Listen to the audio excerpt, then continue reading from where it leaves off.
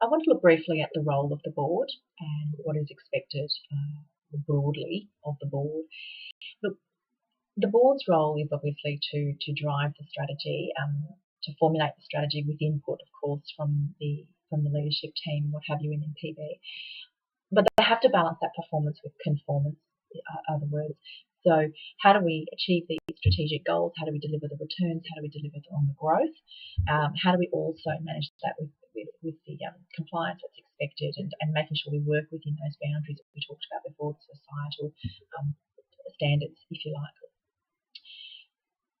The board has to manage their risk really well. So I'll quote now from Cohen and Peacock, which is taking and managing risk is at the heart of value creation. So you can't move an organisation forward unless you're prepared to take a risk, but you need to evaluate and manage that risk appropriately so that you're not going out too far on a limb and you're managing it correctly.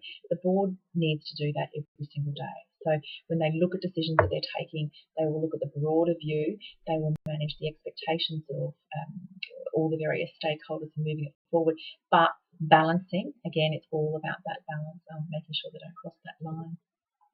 That's really quite challenging for the board because you're always being pulled, if you like, between two different poles.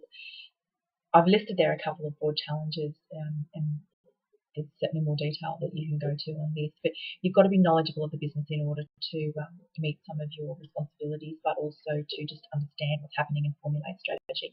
But you have to be distant enough to let the management team, yourselves and your peers, run the organisation. That's a challenge. You need to be entrepreneurial, you need to be creating new ideas, focused on growth and moving the organisation forward, but you also need to be applying an appropriate level of control framework to ensure the organisation has that long-term sustainability.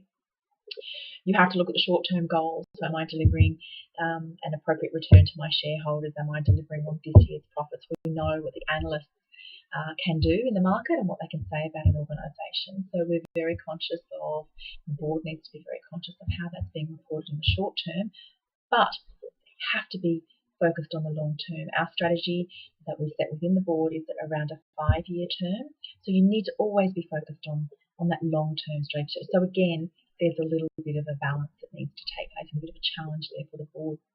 The last one I've listed, I suppose, is the focus on the board to deliver profits. We're a profit-making organisation, so there is a focus for the board to drive a profitable business, but you must be sensitive to that broader stakeholder group. So I've listed there the staff, suppliers, the community, how we work with our various stakeholders. So again, lots of challenges for the board, not an easy job, lots of things they need to consider and balance the whole time.